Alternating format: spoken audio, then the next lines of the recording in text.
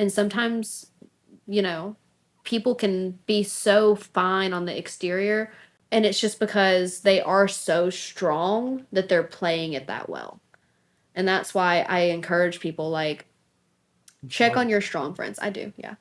Check on your strong friends. Your friends that are checking on you all the time, sometimes in the back of their mind, They they're doing don't, that but because they they want to get don't. checked on. Right, they don't get checked on, and I'm glad you spoke on that. I'm so glad you spoke on that because it's tough. Like being that friend, it's very tough being that friend because, like you said, you don't have nobody check, and you human yourself, and you're in the field. Oh, I'm so glad we're talking about this because you're in the field to where don't be surprised if you haven't already experienced it, you will experience where nobody you gonna feel like nobody checking up on you. It's simply not because nobody wants to. It's because one of the reasons why is because you're that counselor. You're somebody who people go to, so they always feel like you straight. Like you know what I mean. Yeah. Even though you a human, though you ain't no superwoman or nothing like that. You got human traits about you and stuff like that as well. Like you need sometimes you might need somebody to just ask you how you doing. You know what I mean. But you won't always get that because again you in that field, so well you will get always people dumping stuff on you. You feel what I'm saying? So like that's tough that you able to speak and recognize that. One another interesting thing I want to talk about just listening to you talk right now. Of course we're gonna get into the poetry, but you spoke on being you in the field to be a counselor, psychologist. You spoke on having a counselor. Can you touch on that a little bit? Because I find that that's another thing misconception people have that once you're a counselor, you can't have a counselor. I know a lot of people who are therapists and people like that have therapists. You know what I mean? So Yeah. can you talk about that a little bit and what the importance of having a therapist slash counselor?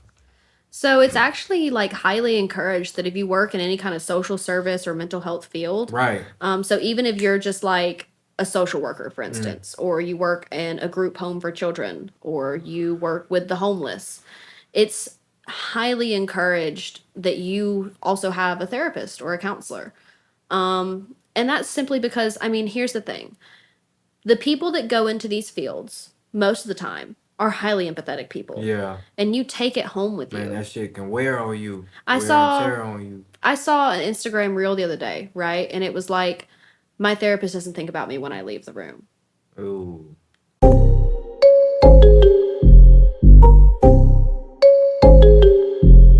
Like Super Mario, I jumped on the platform. I always keep it P, capital P like fat form. I brought a couple people with me, we came to talk shit. Like pennies on the strings, we gon' make a lot of sense. What? We talk a lot of shit, but we make a lot of sense. We talk a lot of shit, but we make a lot of sense. We talk a lot of shit, but we make a lot of sense. We get pennies on the strings, gotta make a lot of sense. I'm in all black mode.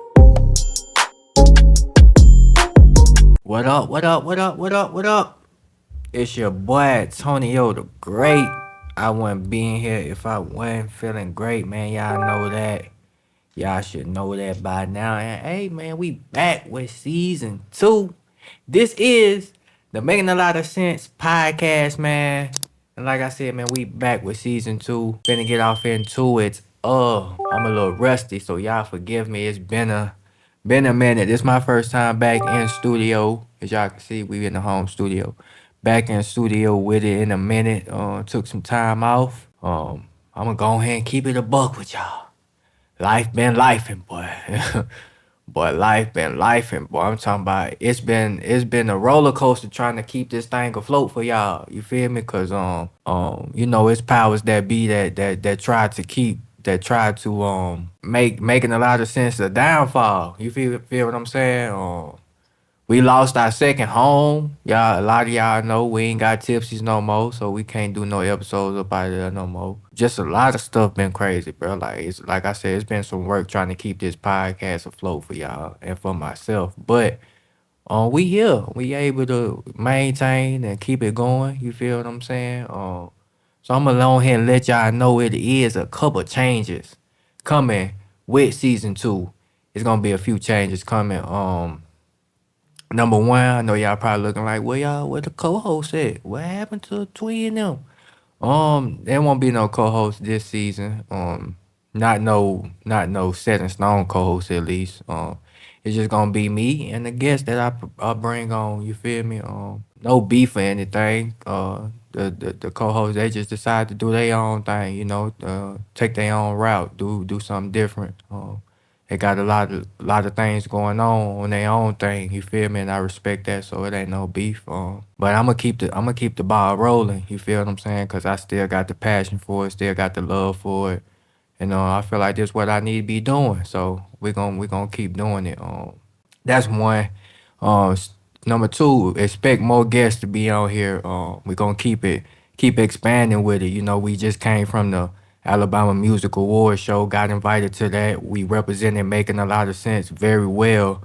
So I just want to keep expanding on that. And one of the ways I'm gonna be doing that is bringing in even more popular guests and bringing guests from different fields. Last season I did a lot of the entertainment, you know what I mean?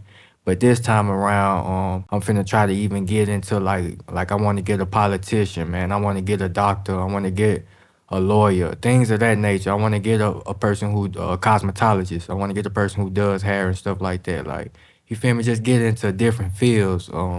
And of course I'm gonna keep the entertainment going, things like that. But that's that. And you'll see small changes like the cameras. We'll be going down to like shorting it down to one camera angle, little small little things like that. But the details of the videos is gonna be more in depth. Also, they on my ass about this, you feel me? So now I gotta kind of be a little bit more structured. In season one, we ain't really go on no set time. We just went. But this season, we gotta kind of keep everything in a structured manner. So our episodes will be only about an hour. You feel me? Hour 15 at the max. But with that being said, it's gonna still be to the core though. It's still gonna stick to the main thing. The main thing that's giving each guest their flowers, and so we're gonna keep it going with that right here today. And so I know y'all tired of me talking with these announcements. So I'm finna go ahead and introduce this guest that I got with me today. You feel what I'm saying? A lovely guest that I got today, man. I got one of Alabama's greatest poets in here with me today. You feel what I'm saying? So I'm gonna read y'all her bio. She goes by the name of E. Bailey. Man, let me tell y'all a quick story before I do that though, man. Y'all know we was doing the open mics last year. The hosting little open mics down there at Tipsy's. And that's where I first met Bailey at, man. E. Bailey, she came down there. The first one we had, she came in there and rocked it. Like I think she was the first one to do poetry that night. And man, she just rocked it. And we vibed out that same night. I had a conversation with her, see how she was cool. And then she kept coming. I think you ended up coming to all of them, didn't you? Yeah, I think so. I think I missed one actually. Yeah, well, she came to more. I know she came to more than one of them for sure. I remember seeing her at a few of them, and yeah, she rocked out. Both times she came, rocked that thing out. So yeah, man, I'm gonna introduce her. E. Bailey is the first generation college student from rural Alabama. She spends her time earning her degree in psychology while pursuing her career as a creative writer, performing her spoken word poetry, and touching the souls of her listeners. She is the winner of the National Federation of State Poetry Societies 2024 College Undergraduate Poetry Competition. Bailey is also the author of two published poetry collections, Where the Bullet Went, and A Living Thing. She is the 30th ranked individual slam poet in the nation and recently competed in the 2025 Southern Fried Poetry Slam. Hey, man, get some snaps for that going, man. Congratulations. How you feeling, man? First and foremost, we glad to have you here on Making a Sense. So, how has your day been going, and how are you feeling? I'm good. It's been busy. It's summertime is just kind of like a transition period for me, especially going into my senior year at UAB, like just trying to get geared up. School starts in 2 weeks. So, Talk about that a little bit. Senior year, and you said you studying in psychology, right? yes, sir. Okay, so let's get into that a little bit. What made you want to pick up psychology and study that? Well, I mean, not to get like deep quick, but I actually lost my mom and brother in 2014 Ah, to I'm sorry to suicide. hear that. Suicide? Both of them, 5 months apart. Mm. And so my brother was actually 17. So that kind of made me decide that, like, once I got older, I realized that teen boys, especially in the South, especially, can be very underrepresented in the mental health field. Oh yeah, for sure. And so because of that, I chose to kind of set my like final destination to that. You know, I really want to work with teens. I know in Alabama, you know, Christian therapy is a big thing here, and it's helpful for a lot of people. But for some, it's not as helpful, you know. And I think that adding to the amount of providers that are just providing kind of like classic talk therapy can maybe help some of the teens that feel a little dejected by things like traditional Christian counseling. Mm. Okay. Okay. So losing your mom, how did that impact you? Like and your brother. Like just talk about that. What impact did that have on you?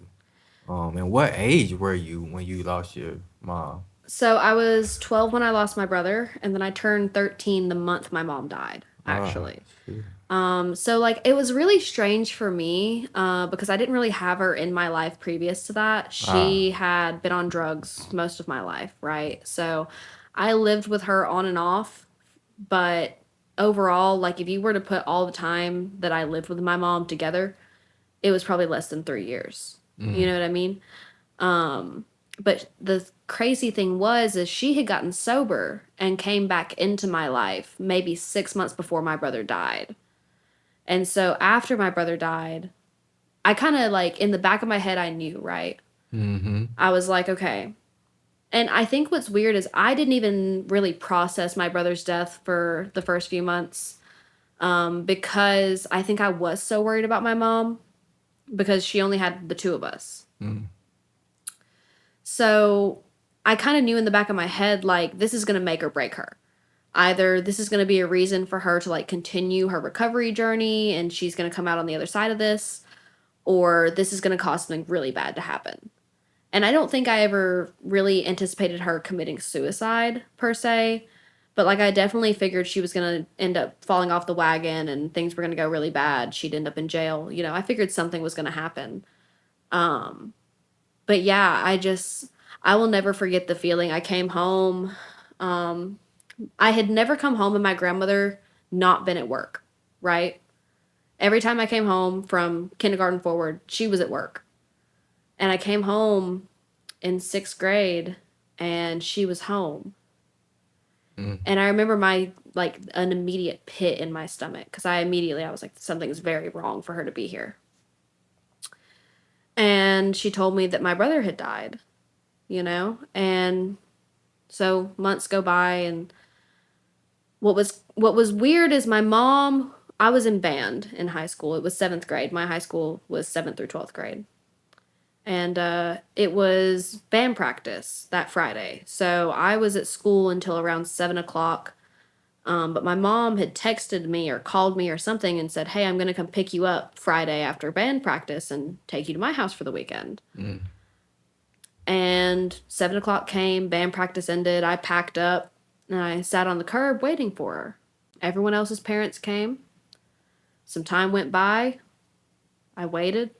I called her. Her phone went straight to voicemail. It was like probably 8:30. By the time I ultimately gave up and like cut my losses, I was like, okay, my mom's not coming, you know? And I remember being so angry because this was like, you know, one of a million times in my life my mom had made a promise and not followed through with it. So I was so mad. And then Saturday morning I got up, I called her. Her phone still went to voicemail. By the time I went to bed Saturday night, it was still going to voicemail. I was like, okay, something's off here. Sunday, went straight to voicemail. Monday, get up for school, went straight to voicemail. Mm. Come home from school, my grandmother's home again. She's home from work. Mm. And I said, I remember looking at her and I said, who died? And she looked at me and she goes, at the time I had a therapist that I had been seeing for like 3 or 4 years. But keep in mind, she's a therapist. Like, I go to her office, right? She goes, Miss Carol is on her way to my house. Mm. The therapist. Yeah. She's on her way to my house. And, you know, I'm 13 years old. I'm like, oh, this is bad. My therapist is making a house call. And I'm like, okay. She goes, Miss Skipper, my school counselor, is on her way too. And I'm like, whoa, okay. And I gave it a minute and I looked at her with like a straight face. I was like, look, dude, I don't want you to tell me what's going on in front of all these people. I would rather you tell me now and they deal with the aftermath, but you need to tell me what's going on. Mm. And she looked at me and she said, well, your mother shot herself. And everything just like after that point just kind of felt like a blur. I mean, I swear the next like 3 months of my life are all just kind of spun together, you know? And I don't think I really snapped out of it. I mean, it really like losing my brother was one thing, but then to lose my mom after I hadn't really processed losing my brother was just an entirely different beast. So I spent the next like 3 years in and out of psych wards. Hillcrest, Children's Hospital has a psych ward, apparently. I didn't know that until I was there. But they were really cool. They were great. And I got some fantastic help, you know, but it was like I was still struggling really bad. And then I ended up moving to Maryland with like a foster family. And when I got there, I went to the Psychiatric Institute of Washington, which was another like inpatient psychiatric facility. And keep in mind, like I'm still like I haven't really made any progress so far. It's been like 2 years since my mom died. I haven't made any progress.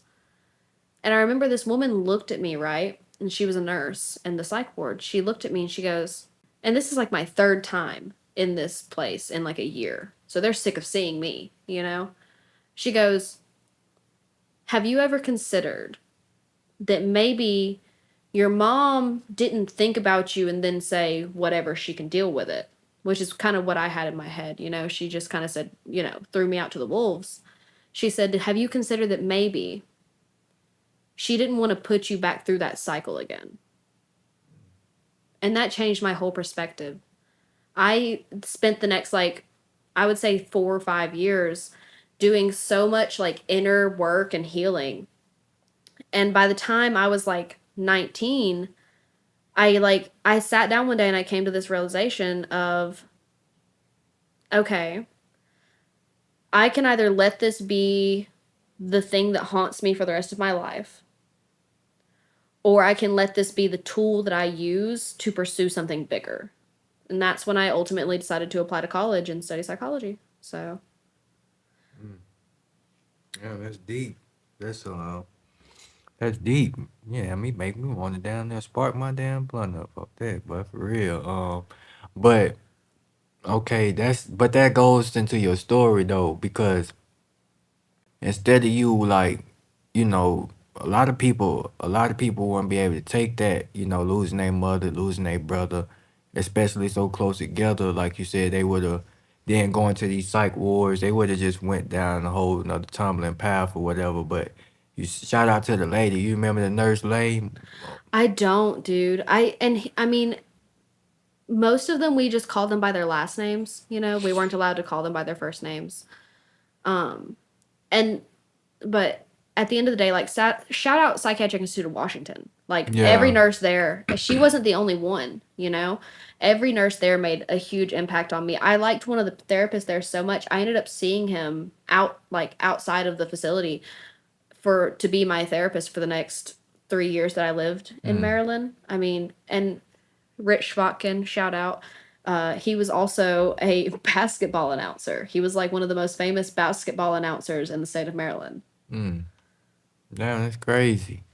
But okay, see that goes into your story though. Like for them to see that in you and be like, okay, babe, we can put this battery in her back, and then you carry that always, still carrying it with you through school. You feel what I'm saying? And want to be able to like, it's like almost like God used your situation for you to help others though that might be going through. You know what I mean? Like how you said, or could go through that in the future. You feel what I'm saying? So like that's powerful. It's a reason why you on that journey. You feel what I'm saying? And psychology that ain't easy. A lot of people just think that that's like easy, or counseling that's easy, but nah, it take the mental fortitude that you got to have for to be able to endure. That's just like I give my mom and my sister props all the time to be like a nurse, because you know what I mean. Like you in those stressful environments, and you take, like I said, you hearing these stories and stuff like that.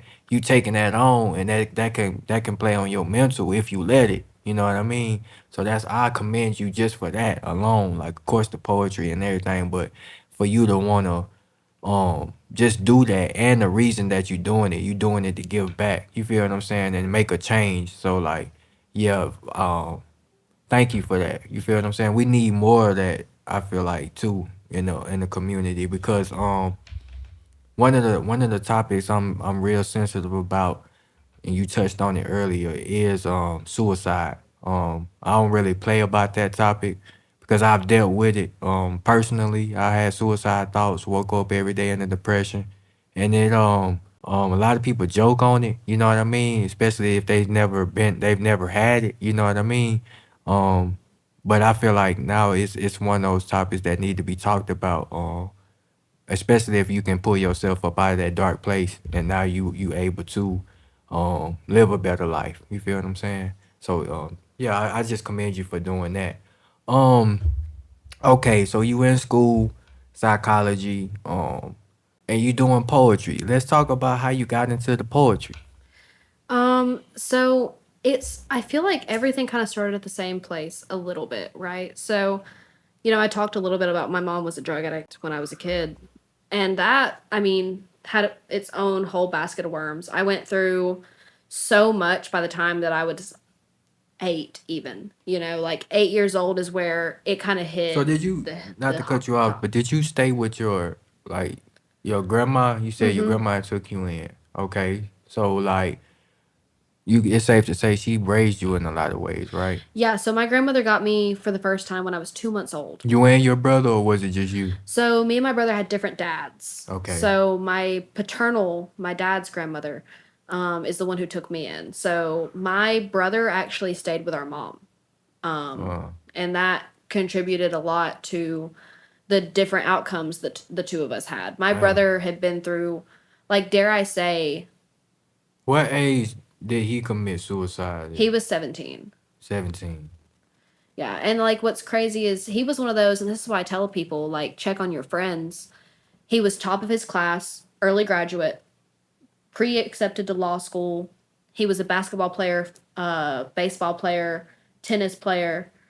He went to prom, right, a week before he killed himself.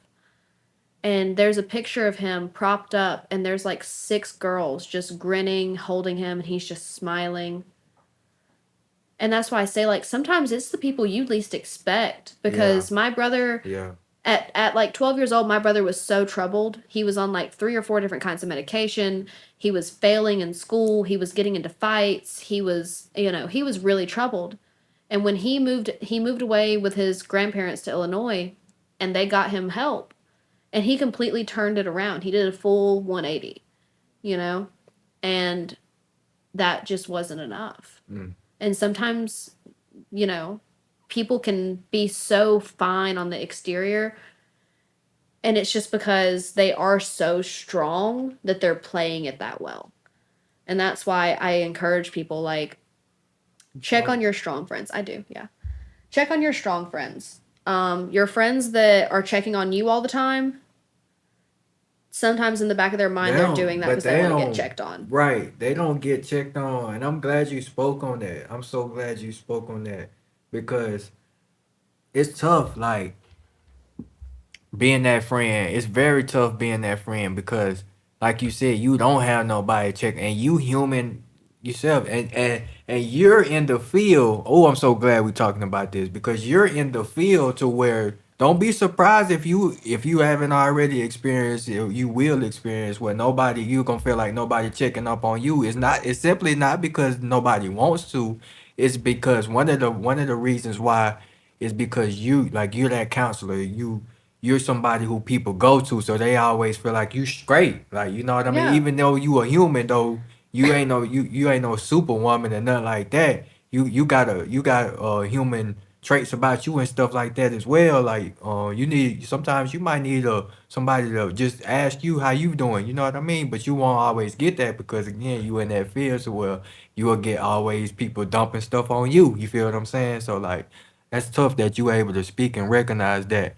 One another interesting thing I want to talk about just listening to you talk right now. Of course we're gonna get into the poetry, but you spoke on being you in the field to be a counselor, psychologist. You spoke on having a counselor. Can you touch on that a little bit? Because I find that that's another thing misconception people have that once you're a counselor, you can't have a counselor. I know a lot of people who are therapists and people like that have therapists. You know what I mean? So Yeah. can you talk about that a little bit and what the importance of having a therapist slash counselor? So it's actually like highly encouraged that if you work in any kind of social service or mental health field, Right. so even if you're just like a social worker, for Mm. instance, or you work in a group home for children, or you work with the homeless, it's highly encouraged that you also have a therapist or a counselor. And that's simply because, I mean, here's the thing. The people that go into these fields most of the time are highly empathetic people. Yeah. And you take it home with Man, you. that shit can wear on you. I Wear and saw tear on you. I saw an Instagram reel the other day, right? And it was like, my therapist doesn't think about me when I leave the room. Ooh. And the comments were full of therapists being like, no. Like when I go to Japan and I see a Hello Kitty plushie, I think about my client Jessica and I think, oh, she would love that. And I wonder how she's doing. You know, when you miss an appointment, we think about you. When you don't show up or you no call no show, we worry. You know, and that's human nature, but it's also, I think there's a special kind of connection that you make with your clients or the people that you're working for when you work in any kind of community driven or like social work driven Nah, that's facts. field. Damn, that's facts. That's crazy that you, not to cut you off, but it's just this. It's funny that we having this conversation because I kind of work in something similar what I did until this field where like worked at a group home, but it's more it should have been damn nursing home because of the care that you have to provide to these this individual home I was at, but like that it was a field I never seen myself getting into. Like I didn't try to pursue it. I just ended up in it. You know what I mean? But like I say that to say that it does have an impact on you. Like as I worked in it, like I was able to change lives in a positive way. You feel what I'm saying? Even to the one to where the client that I had would tell me every day, like he would tell me thank you for just coming back because he had so much like the turnover rate was so crazy that you feel what I'm saying? And then like these folks, bro, when I first got into the field, it was crazy. Somebody told me they was like, cause I was scared. I ain't gonna lie, cause I had heard the bad stories. And, you know, this person go do this to this. You know what I mean? I heard the bad stories, but somebody told me they was like, honestly, them people will love you.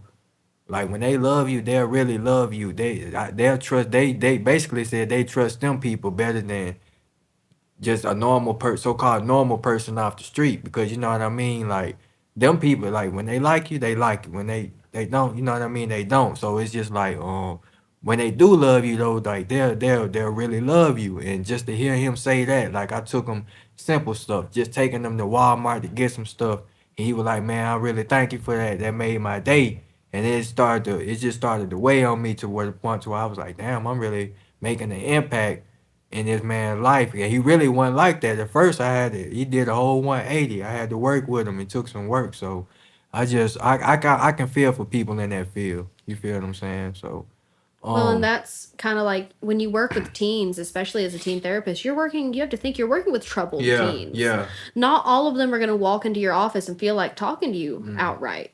I'm going to be so real. And this is this is so embarrassing in hindsight. Let me ask you a question in the midst of that. I got to ask you this. So do you want to just work with teens specifically? Like you just want to do, okay. Yeah. So my demographic is going to be 12 to 17. Okay. I'll tell you why in a second, but I'll segue into that. But I think the thing that you have to kind of understand, right, is when you're working with teens at all, but especially when you're working with teens that already have problems, you have to build a relationship with them. It's called building rapport in the psychology world. That's damn near with anybody. Where they have to warm up to you and begin to trust you as a person. And I think that's part of why I think my experience is going to help me because, and here's the thing is I'm not going to like tell every client like, hey, my mom and brother committed suicide. Yeah. But I can tell people like I've lost loved ones to suicide and I've struggled with it myself. And just having that experience and them knowing that I've had that experience can build a certain level of like understanding and trust between me and my client. Whereas, and like this is why I think therapy can kind of get a bad rep sometimes is our current, people that are currently working the field, if you look at the demographics, it's a lot of people like over the age of 50 and a lot of people under the age of like 35, right? There's no one really in the middle because for a long time there was a mistrust of the psychology field that resulted in like a lack of people going into it, right?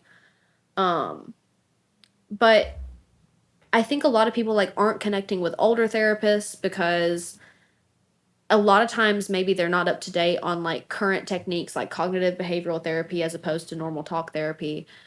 Maybe they don't understand the social climate that we currently live in, right, as far as things like relationships go. Like that's a thing that a lot of people struggle with now is like relationships with significant others, especially, and friendships, especially. And so I think the positive is, and this is for anyone listening that's like, I haven't found a therapist for me to connect with. The incoming job market in the next 5 to 10 years for people between the age of like 20 to 35 is about to boom.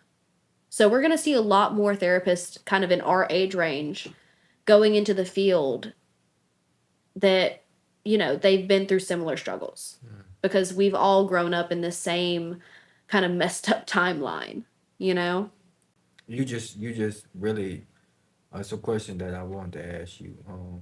Give some advice to somebody because I struggle with this too. And this is one of the reasons why I stopped going to therapy.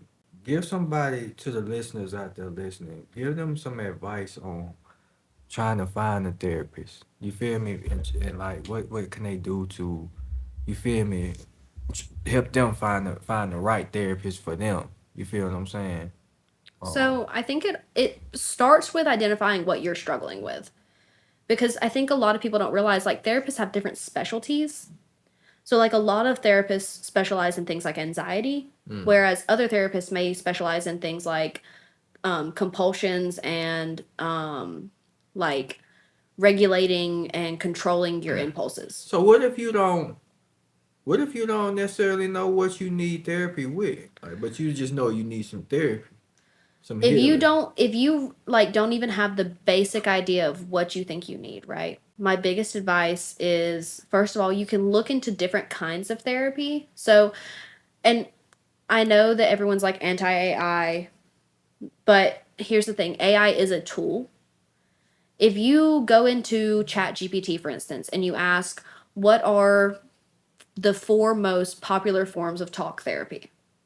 It's going to tell you things like dialect behavioral therapy and cognitive behavioral therapy. There are 5-minute YouTube videos that you can sit down and watch that will in detail explain like the differences between these things and how these approaches can help you in different ways. But I think if you can go into it understanding what you want out of it, maybe, like, do you want to feel better? Do you want to make a personal change in your life and the way you act?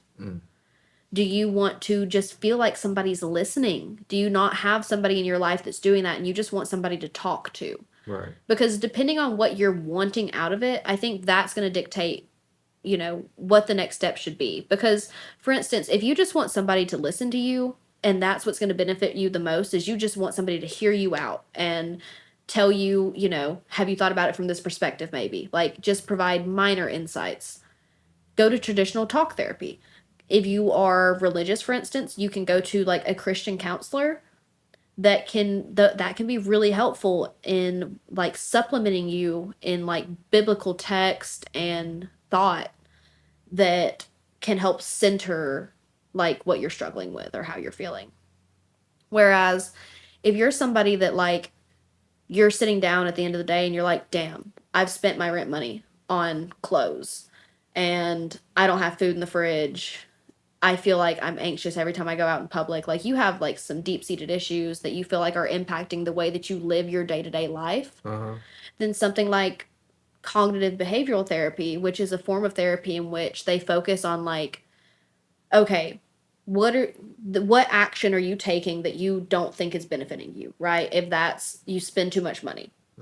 They're like, okay, so when you walk into a store and you see something you want to buy, what are you thinking when you decide to buy that thing? What is triggering that thought in your brain of, I'm going to buy this, I'm going to spend my money?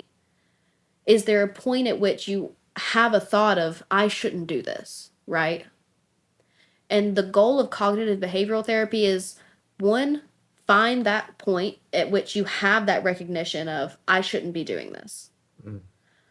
And two, reroute your way of thinking using cognitive techniques to, when you walk into a store and you see something, instead of thinking, I don't have the money, but I'm going to buy it anyway, think, I don't have the money, therefore I'm not buying this thing. It's a way of kind of restructuring the way your brain is processing your thoughts and emotions to benefit like your overall actions. Y'all heard that? There you go. Broken down by E. Bailey. So yeah, decide what you want out of therapy before you find a therapist. That's real talk. That's real talk. I think you have to do you really have to do some what do you call it? Introspection. Yeah, you have to do some inner thinking. Like, you have to do some sitting by yourself and you feeling alone, like, and really studying yourself. Like, you have to come to grips with the fact that, okay, I need therapy, and then, like you said, identifying where do I need this, what's triggering me, because it could be like some family trauma, like, you know what I mean, stuff like that. Like, so yeah, that's important what you just said. Let's talk about, because we don't have a whole lot of time. Let's get into the poetry though. Okay, so you say what age did you start writing poetry and taking it serious? Like, okay, man, I want to get into this. I would say 6th grade. I was like 12 when important factor here. I published my first book at 14. What? Yeah. So my first book came out when I was 14 years old. So I've been like, as soon as I started, I took it serious. I was telling you before the show started, at 12 years old, I was getting bullied relentlessly. I hadn't faced like losing my mom yet, or like even before I lost my brother late into my 12th year, Right. But like, when I'm 2nd to 4th grade, I would say I was bullied relentlessly. Like, they were mean to me and about all kinds of things. The clothes I wore were from the thrift store. They bullied me for that. My grandparents were raising me. Everybody knew it because when they see your parents in the pickup line, And I mean, I grew up in a town of 900 people, so my grandmother was the town pharmacist. Everybody knew her. Everybody knew who I was. So at 12 years old, I wrote this poem, basically like a big middle finger to like all these people who have been tormenting me for years. And it was like... So hold on. You ain't have no... So your only inspiration prior to that was like, okay, I'm tired of these people bullying me. So like your instinct was to just write. You didn't look up to any poets prior to that. You didn't like... No, so my first nothing poem... drove you to like, was you a big writer prior to that? Like, I had always been a reader. Okay. I had loved I had loved books my entire life. I tell people, like, when my home life got bad, I turned to books. Right. And I think, like, I think we all grow up getting our pat on the back for different things. Some of us are athletes, some of us are book people. And I was a book person, so I got all kinds of academic awards and stuff. That was where I felt like I was seen. Okay. But no, there wasn't any like modern poets, I would say, that I looked up to. I had read people like Emily Dickinson or Charles Bukowski. Like, I had read people before, but I wasn't like into poetry. And then I think right before the talent show, maybe I had found this poem by Shane Coixon, and it was titled "To This Day," and it was a poem about bullying, and like it kind of told the story of like these couple of different characters that went through bullying and then like turned into adults and how it affected them in the long term. And I think that inspired me a little bit. But after I wrote the poem, I performed it at the talent show. I got first place At the sixth grade talent. at the sixth grade talent show. And that, Okay. that's my last year of elementary school. So it's kind of my final hurrah. Wait. Where'd you go to elementary school at? West End. Oh, so wait, yeah, that's different. So y'all go to elementary school all the way to sixth grade? Yeah, it's K through 6 is elementary, and then 7th through 12th is high school. So y'all. Oh, I would have hated that. It was really weird in hindsight. Like, once I moved to Maryland and I like got into actual high school in ninth grade, I realized how strange that was. Right, that is true. Hey, for everybody, I want y'all to comment who went to school like that. Like, if you went to school that way, or did you go like me? I went first through fifth, middle school, sixth through eight, and then ninth through 12. You feel me? That's what I thought was normal. That is normal. For the record, that is Right. normal. But I think that ain't the first time I heard the first. I can't remember the first time I heard people going to school like that. But I always thought that was weird. But I didn't know that we did that down here in Alabama though. I In didn't- really rural places, that's how it goes. So, like, my graduating class was, I think, 36 people. And so at that point, if they were to have a middle school, it would have had less than 100 students in it. There's no point at Gotcha, that gotcha. point, Okay. when you can just build an Damn, I extra can't hallway. even- that's rough, bro. Like, but then again, it's not, because then you said y'all had like 36 people, so it's kind of like that's kind of like I can't even imagine going to school with just 36 people, bro. Like, No, it was and- 300 and some of us in the middle school. Like, Well, and nobody moves to Altoona, Alabama. So Ah. out of those 36 people, I went to school with probably 25 of those, all the way from kindergarten through 12th grade. oh, So okay. it's like most of us knew each other our entire lives. And I think that's why the bullying in my school was so Yeah, bad. yeah. Because everyone's parents knew each other, everybody had known each other their entire lives. Yeah. And so when you were a kid like me that had like bounced back and forth and your grandparents have you and Yeah, they felt like you was that easy target that you feel me. Yeah. I'm already here. And what's crazy is like I got bullied about my mom, right? But like only 2 people ever met my mom. Like out of my childhood friends, 2 people met my mom. And then my mom came to my 6th grade talent show. And nobody knew who she was because they had never met her. But she came to my 6th grade talent show and she watched me win. And that was like one of our last things we ever got to do together. And that was like so sick. I bet talk about that, like winning. So like you won. Let me just talk about this for a second and take a moment right there, because I don't want to gloss over it too fast. You won the talent show off your first poem that Yeah. you wrote. Damn, that's crazy. That's crazy, bro. Like, so how did you feel after that? I know you felt like that was the key in your back right there, wasn't it? Like, Yeah, that no. sparked you. That was what really made me realize, like, because I felt like throughout my life people weren't hearing me. Like I felt like I was glossed over. And so it was, even my principal came up to me afterwards. She was like, I've never heard the gym that quiet, because people were actually like listening to me. And let's put this in perspective too. I don't want to, this is dope for real. Like this is something to be proud of, because let's just break it down for them people, like, not, because I'm really listening. I'm putting it all together. You're doing this. Oh, you say you was in 6th grade, so this was your last year in elementary school. Okay, hold on. Okay, so you doing this in front of just 6th grade people and low, like.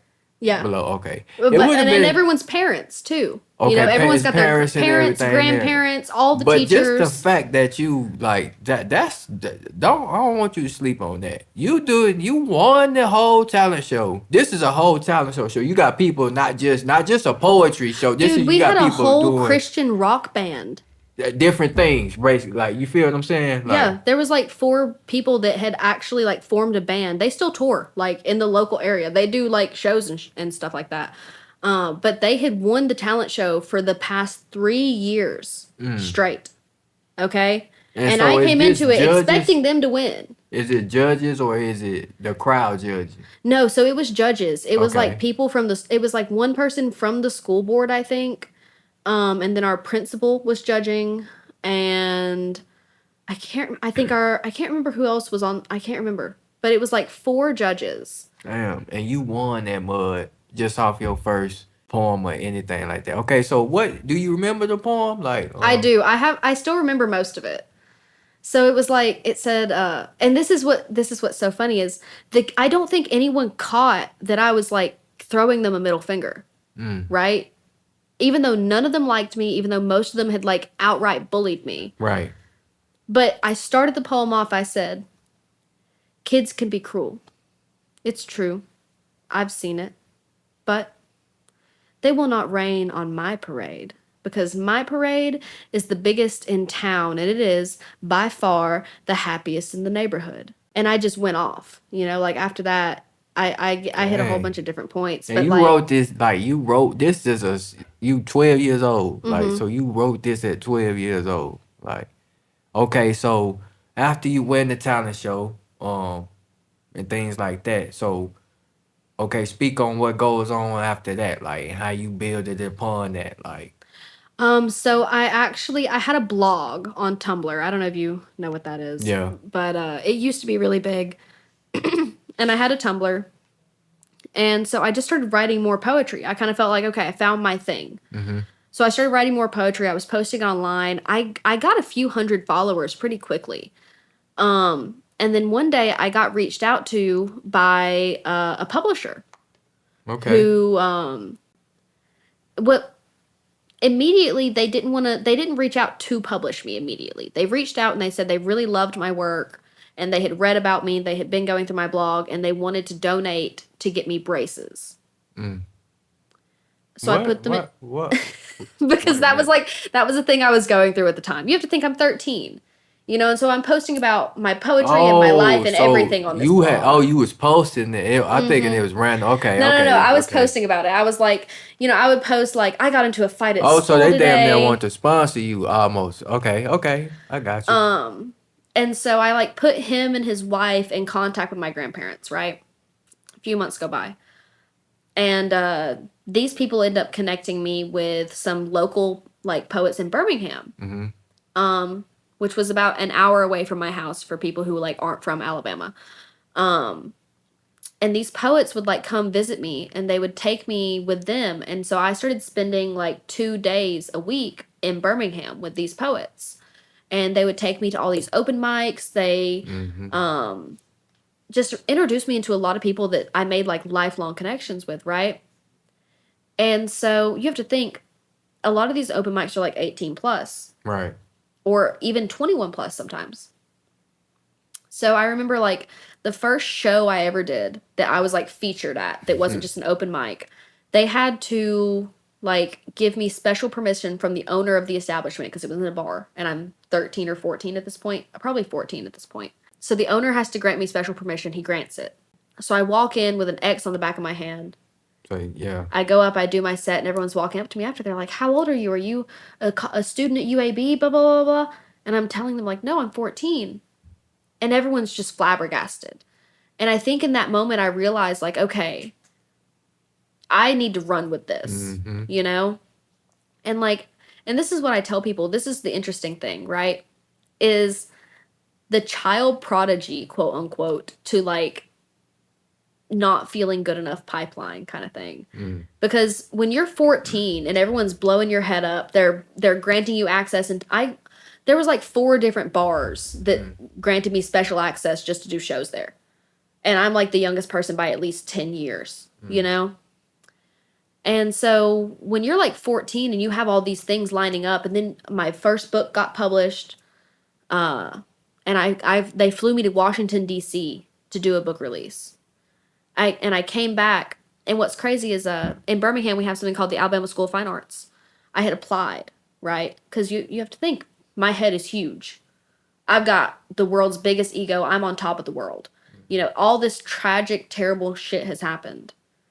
But I've come out on the other side of it, and I'm like making a career out of it from writing. And so I applied to the Alabama School of Fine Arts. I'm in Washington, D.C. I have boxes of books sitting in front of me. My book release is in like 30 minutes. And I get an email from the Alabama School of Fine Arts. And I got rejected. And I'll never forget, you know, I was telling you before this started, like, I've never had stage fright. I got up on stage and I said, well, I'm good enough to publish a book, but I'm not good enough for the Alabama School of Fine Arts. You know what I'm going to do? I'll send them one in the mail. And I did. I mailed ASFA a copy of my book, and I said, you didn't let me in, but this is what I did anyway. And I never got a response, but I never applied again. I just decided, like, okay, I'm just going to do my thing. I'm going to run with it, and I'm just not going to get any formal training. And I didn't. I never got any kind of, like, even now in college, I'm starting my 4th year of college. I've never taken a creative writing class. What? I kind of refuse to. Okay, so yeah, let me talk about that for a second, cause you do poetry things in college, right? Right now, don't you? So I actually haven't mixed poetry with college. I do I'm the events coordinator. I'm the director of events for the Mental Health Ambassadors program at University of Alabama, Birmingham. Right. Which is kind of like an outreach program where we host events and presentations, and like we go to different events on campus with like a table, we hand out free stuff, kind of like centered around destigmatizing mental health on campus and in college students. Kind of getting people, like, it's okay to not be okay type of thing. You know what I mean? Because I feel like a lot of times, especially because UAB is kind of a prestigious university, and there's a lot of minorities that attend UAB, right? And I think, you know, I hesitate to speak on it. I'm not the person really to speak on it, but from what I've heard from my peers, a lot of times in like Asian culture, right, or in African American culture, men, for instance, are told, like, okay, you got to man up, like, choke it down, don't speak on it, just keep trucking. And so I think when minority students on campus, they get to UAB and they feel like, okay, the pressure's on. Like, especially people who are like making it out of the mud, for instance, like I have, like first gen students. There's a lot of pressure to succeed. And I think a lot of times people can get lost in that pressure to succeed and not be willing to admit when it's getting to be too much for them. And so our kind of like goal is to provide a space for people to like take a breather, talk about what they're going through, be open about it. We connect people with all kinds of free mental health resources on campus, because if you are a student at UAB, you can receive free counseling through the counseling department at no cost. So there's that, and there's all kinds of, like, we give people, like, sometimes we'll give discounts around Halloween so people can get free Ubers so that they're less likely to drink and drive, for instance. So just kind of general wellness acts for the community. You said you're the director of that. Yes, the director of events. How did you was the program was there before you got there? So how did you become director? Like, so of the there's events? directors of like different compartments. There's like the director of social media, director of presentations, director of events. So I joined the events team when I started MHA 2 years ago. And I've just always really loved it. I feel like that's what we get the most receptive audience to is when we have like a table in the student cafeteria and people walk by and they see, free t-shirts or chapstick or whatever, they'll stop. And I am a very outgoing person. So what I noticed very quickly is like I would go to these tabling events before I was the director. And there'd be like 3 or 4 people tabling and they would be like too shy to like ask people walking by, like, hey, do you want a free cookie? Hey, do you want whatever it was we were handing out that day, And so the day it clicked for me is we were handing out cookies. It was like Valentine's Day. And all you had to do to get a cookie was we had sticky notes and you had to write down like a coping strategy that you personally used when you were feeling upset or something was wrong. And we sat there for like 30 minutes and nobody came and got a cookie. And I was like, hey, why are we not stopping people? They were like, well, we don't want to bother people. And I was like, nah, bro. And I stood up from the table and I walk out into the middle of the dining area and I said, yo, who wants a free chocolate chip cookie? Come over here. And like, before I knew it, there were like 30 people lined up. And I just stood there and I explained, okay, here's our sticky notes. Here's our pens. Write down your student email on this sheet of paper here. Leave your coping strategy on the sticky note and we'll give you a cookie. And we had all of our cookies gone within 15 minutes. And I realized, I was like, okay, sometimes you have to be the leader. Yeah. And I've actually like gone out of my way to like reel myself in with like my leadership. Cause I think really what it is I'm a control freak. That's the thing about psychology students is you realize some tough truths about yourself. I am a control freak. So I think I naturally kind of leaned into, my friend Victoria was the director of events. She was graduating out this coming year. So I actually was the co-director with her last semester, because she had a lot of obligations as she's graduating out. So she shared the position with me. And when she decided to ultimately leave the position, this coming semester elections, it's like a democratic election for each position. So I was actually asked to run, and so I did, and then it was I don't know how to pronounce that. Uncontested. No one argued against it, basically. Unanimous. Yeah. Yeah. Oh, okay. That's what's up then. Okay. That's what's up. Okay. Substitute teacher. This is the thing I'm finna get into right here. Let's talk about that for a second. How'd you get into it? I already know you say you like teens and stuff like that. So, yeah. Let's start off with that. How'd you get into it? Substitution. So my sister, I have 2 sisters. Okay. When I started college, I kind of like sparked. I'm the baby of the family. I'm the youngest, but I kind of like sparked a movement in my family. So the semester after I started college, both of my sisters enrolled. Everyone, I say that and people are like, oh, they're stealing your thunder. And I'm like, I genuinely don't care. I want the best for all of my siblings. And if that means like, okay, I'm not the only one in college now, hell yeah. Yeah. You know what I mean? But yeah, so the semester after I started, both my sisters started. And one of my sisters has now graduated with her associates in education. So she is getting her bachelor's in education right now to be a teacher. Okay. An English teacher, I believe. That's what's up. She's changed her mind a couple times on what kind of teacher, but I think the last one we established was English teacher. But, we're very similar people. She's exactly 10 years older than me, but we're very similar. And she kind of came to me and she was like, look, I really think you would like this. And at the time I was working at Five Below, making $11 an hour, and my manager kind of hated my guts. So I had been like really struggling with like, should I leave this job? Should I keep working here? It's hard to find a place that'll work with your student schedule because I'm at UAB 3 days out of the week. And by the time I get home, it's like 6 p.m. I can't go to work at 6 p.m., So I didn't want to leave because I knew that it was going to be hard for me to find another job that would work with my student schedule. she came to me and she said, I really think you would like this. And if you're already going to be working with kids as a therapist, this could be like your stepping stone into working with kids. Mm-hmm. So I looked into it and I saw that it pays like $15 an hour in my county. So that's kind of what first sold me on it, right? Is I went into it thinking like, okay, I may not like this, but it pays good.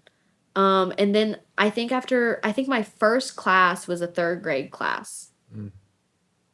And basically by the end of the day, I got in my car and I was exhausted. Mm-hmm. But I realized that I had never in my life been paid to have that much fun. Like, because here's the thing. Teachers, you're in my prayers. Your job is much harder than a substitute, right? But when you're just a substitute and you're just there for like 1 day or 2 days, you're not really doing too much of anything. Nah. Especially because I started near the end of the school year. So they had already worked on pretty much everything. They were done with standardized testing.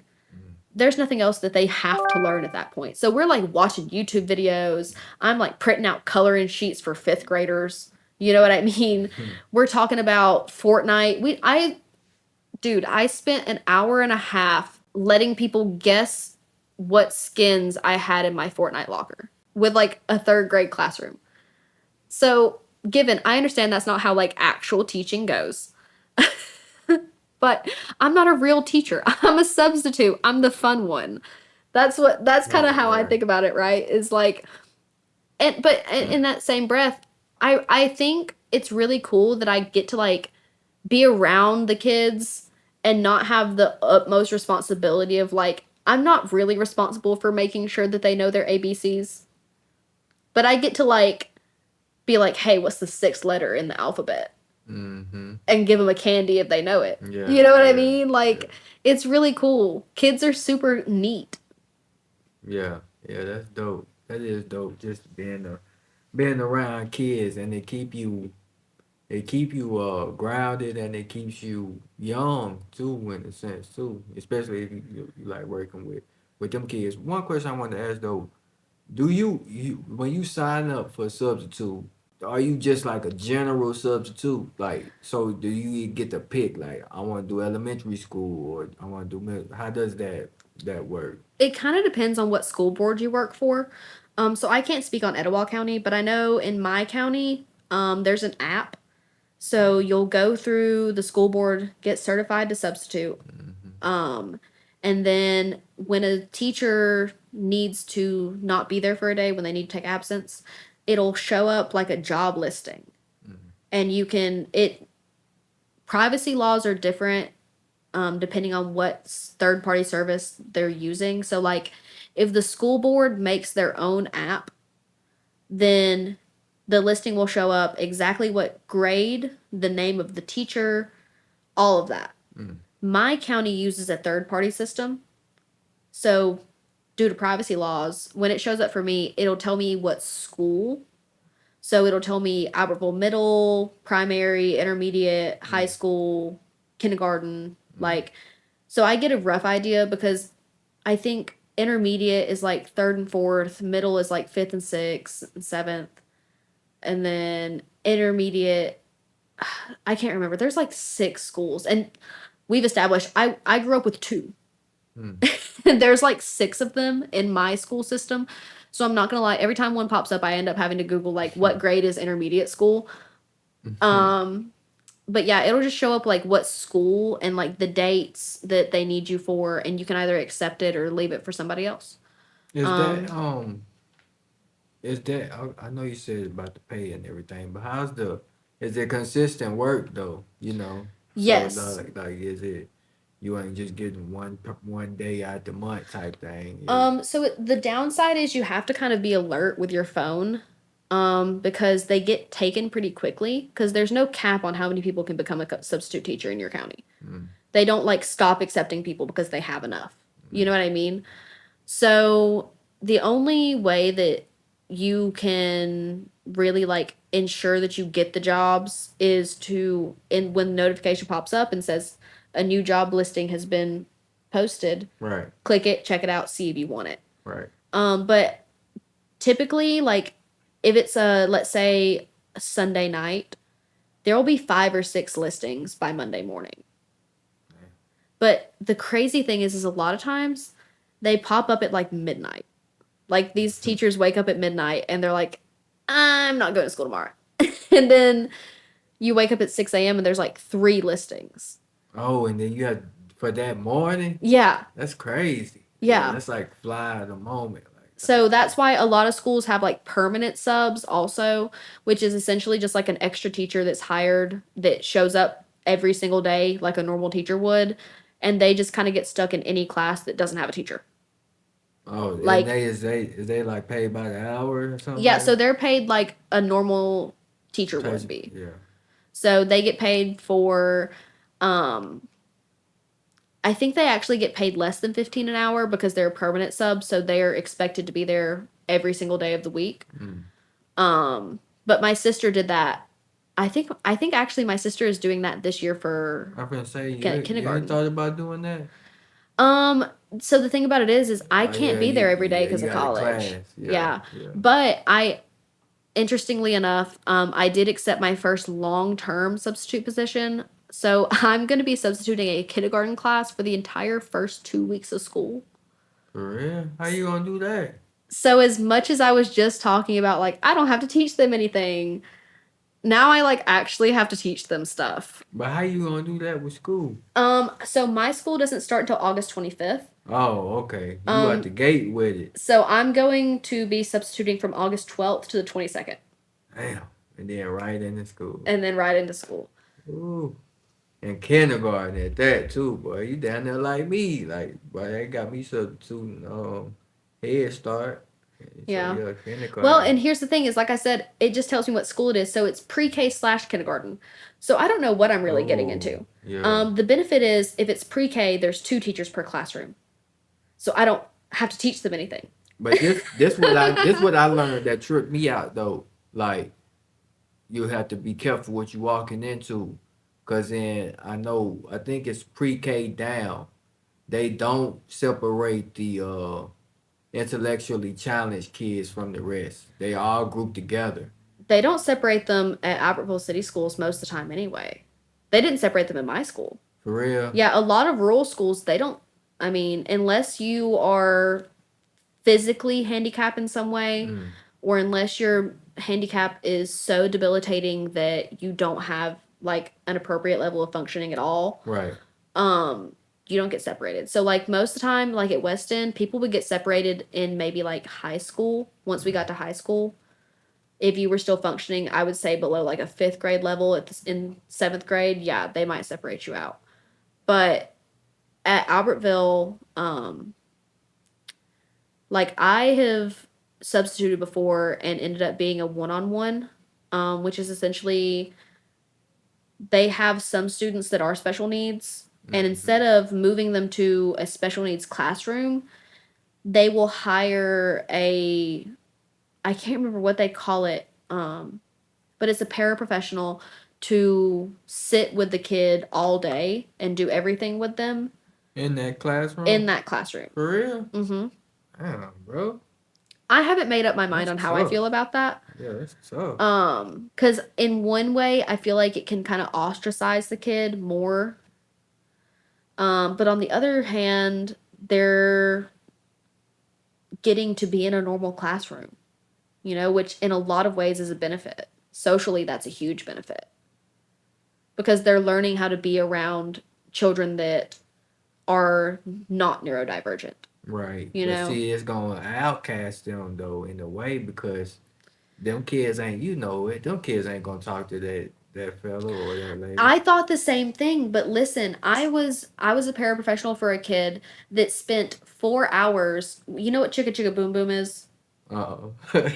What is that? It's this, like, children's book. Oh, it's like a book or something. And it's like a tree with letters, and the letters like fall off the tree and make the alphabet. I don't know. But this kid loved Chicka Chicka Boom Boom. And so I read him Chicka Chicka Boom Boom about 18 times. And then he found, apparently they had a special Chicka Chicka Boom Boom tree for him that was like the tree from the book. And you could like Velcro letters to it. And all day, that whole day, kids were coming up and like reading the book to him and like helping him put the letters on the tree. Like they were so kind. What grade this was? This was, I want to think second or third. See, like kids at that age, I could see it, but you know, I'm talking about like maybe like middle school on up. I really don't see. I can see older kids more. I substituted for a 5th grade class not too long ago.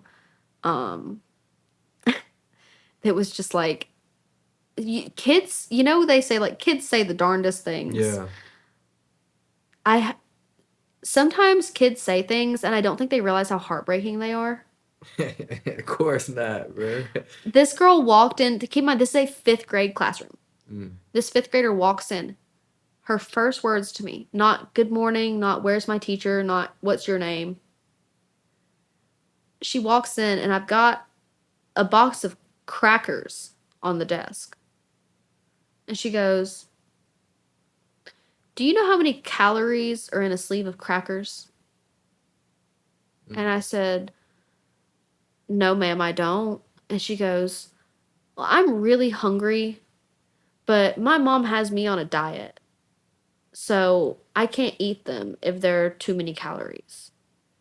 And I was like, in my head, I'm like, and this is not like an obese 5th grader, you know? Like, this is a normal 5th grader. And I'm like, bro, there's no freaking way that we are calorie counting in the 5th grade. Calorie counting in 5th grade? This is like 7:30 in the morning, and you're talking about how many calories are in a sleeve of crackers? These kids are wild, you boy. Some of the stuff I be hearing from these kids, bro. My little sister was back in middle school, and even now, bro, like now they making these kids, bro, like I don't know about you know where you from, but here I'm so glad I'm done with high school because now they gotta take drug tests and all type of but they got this wild, bro. And I smoked down there all through high school. So, dude, when I lived in Maryland, we had a like path that people had created, like just a foot-worn path through the woods behind the school, and we'd always go out there. Like, I'll tell you later to not incriminate myself, but that was crazy. Like I look back on it, I'm like, I was 15, wild and out. Now I'm 23 and I'm a grandmother. I go to bed by 9:30. My whole life is textbooks, poetry slams, and taking my medication on time. That's what my life revolves around now. Okay, let's talk about the poetry slam a little bit. You won. You was a winner of the poetry slam, if I'm mistaken, right? So that was a written contest. So that was actually National Federation of State Poetry Societies every year. If you're a college student, get in on this. If you like writing, even if you're just like you write lyrics, submit your lyrics. Act like they're not songs. Act like they're poems. I don't care. Free to submit. Every year, National Federation of State Poetry Societies has a nationwide contest where you can submit 10 poems. And if you're chosen as one of the 2 winners, they published those 10 poems as a book. So there were, I think, like 703 people entered the year that I entered. And I ended up being one of the 2 winners. So they paid me to come to Atlanta to go to the Blackberry Peach Poetry Slam. I didn't compete in that slam. But that is what kind of made me realize, like, because I hadn't slammed since I was like 14 or 15. Like when I was at the height of my career at 14 or 15, like I'm calling this my rebirth, right? So like right now I'm about where I was 10 years ago, but in a different atmosphere. Right. But I hadn't slammed since I was like 14 or 15. And so I went as like a written poet, just, you know, hey, I got my book published, here I am. And I fell in love completely with slam as an art. And so by the time I left, it was like a 4-day convention. By the time I left, I was like, okay, this time next year, I'm competing in a national tournament. And then sure enough, that was June of 2024. June of 2025, I was blessed to be one of the 32 competitors in the Blackberry Peach Poetry, or Southern Fried Poetry Slam. Okay. You won the 32 finalists. No, so it was it's only 32 independents and then 32 teams. Okay. So I finished 30th out of 32, which sounds like, okay, well, you didn't place that high. That's the first time I've competed. I've never competed before in a slam. All the slams I've ever done have just been like open mic style. Okay, so I'm glad you said that. Break it down for us, for people who ain't too familiar um with how the terms and how poetry is set up. Cause see, I'm thinking you said written, you competed in a written slam. So when you get up there, do you just be freestyling or what is it like? So a poetry slam is typically done in a tournament style format. Most of them you're expected to have your poems memorized. Okay. And you kind of like, so most people will like choose which poems they want to do months ahead of time. Right. And then they'll spend months just perfecting their actual performance of that poem, because and this is what I didn't understand going into it, because like I said, I had never competed before. Okay. Especially not at a national level. It's just as much about your actual performance, like how you're physically carrying yourself, the way you're using your voice, Right. the afflictions you're putting in and the Right. emotions you're displaying. Right. It's as much about the performance as it is about what you're Saying. actually saying. Right. So when I left, I got the feedback that, first of all, they said my last night was my best night, because, and this is why, I studied every single competitor I had going into it for months. But when I actually got there and I witnessed them in person, it's a whole nother level when you can actually watch what they're doing and visibly study their body movements. So by the third night, I had studied all these people. And I got up there and I like busted chops. So the highest you can score is a 10. Typically there's 5 judges, sometimes there's 3. If you have 5 judges, they drop your lowest and your highest score. So that They night we do had that shit like Olympics then. Yeah, so that night we had 5 judges. It was the last night. I got up there, I did my poem. I put my whole body, everything into it. I got like a 9.6, a 9.8, a 10, a 10, and like a 7 something. So like one person didn't mess with it. But that was the highest I had scored the entire competition by a long shot. Like my first night I got a couple of 6s, a couple of 7s. My second night I got a couple of high 8s. But I hadn't even touched a 9 until that last night when I just put everything on the line. Wow. And so I came out of it with the feedback of, the last night was my best, but also they told me, like 3 different judges told me, your writing is not the problem. They said your pen is powerful, is what they said, but your performance isn't there yet.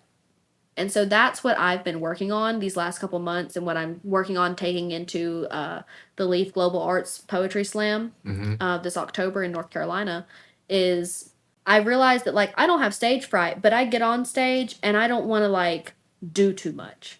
I feel like maybe I grew up and felt like, because I was a loud kid. And so I feel like I grew up kind of being told like, okay, you're doing too much.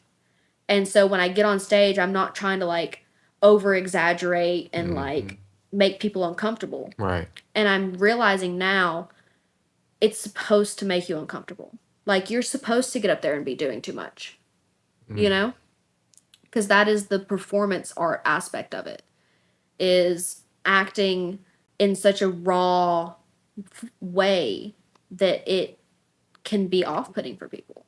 Nah, that's facts. That's one thing I'm starting to learn, especially when I was hitting the road a lot. Here this past year and a half. And just like you said, going to the open mics and cause one thing I do, even though I'm an artist, I pull from poetry too, because like it's just you can learn from everybody, bro. Especially if it's art. Like you can find a way to pull from everything. You feel what I'm saying? I even study sports, even though I don't play them no more. But I say that to say, one of the things I be seeing when I'm on it, and you right, it's different watching it on TV or watching it, a video, and then actually seeing them in person and doing it. Like, you feel me? But the best, I be watching great poets.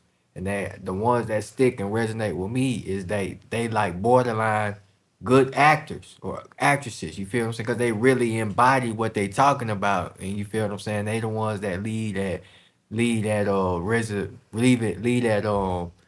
that what you call it, leave something with you that make you remember them. You feel what I'm saying? So yeah, you speaking facts when you say that. I can understand you completely because it's just like with music.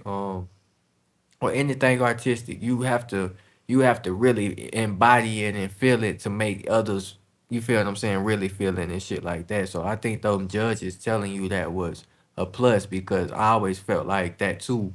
Like you always had this powerful pen, even pulling up to our open mics and doing it. I was like, your pen is captivating. And I'm glad now you working on it. Like you said, you trying to take it to that next level, working on the performance and everything like that. And I'm rooting for you. I think you'll get there for sure, where you trying to be because like I said, you put the work in and you got the dedication behind it. What's this right here you got for us, man? So this is a copy of my book. It's available on Amazon. A This is living my thing. Yep, this is my latest book. So this is the one that was published after I won the National Federation of State Poetry Society's College Undergraduate Poetry Contest. Okay.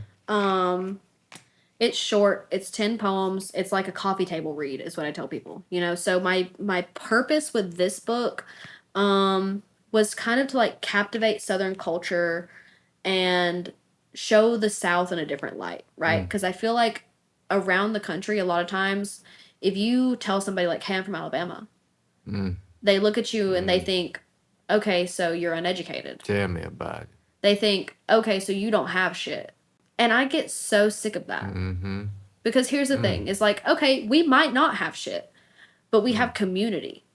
And I have experienced a tighter knit community in Alabama than I have anywhere. And I've traveled, like I've been all over the place.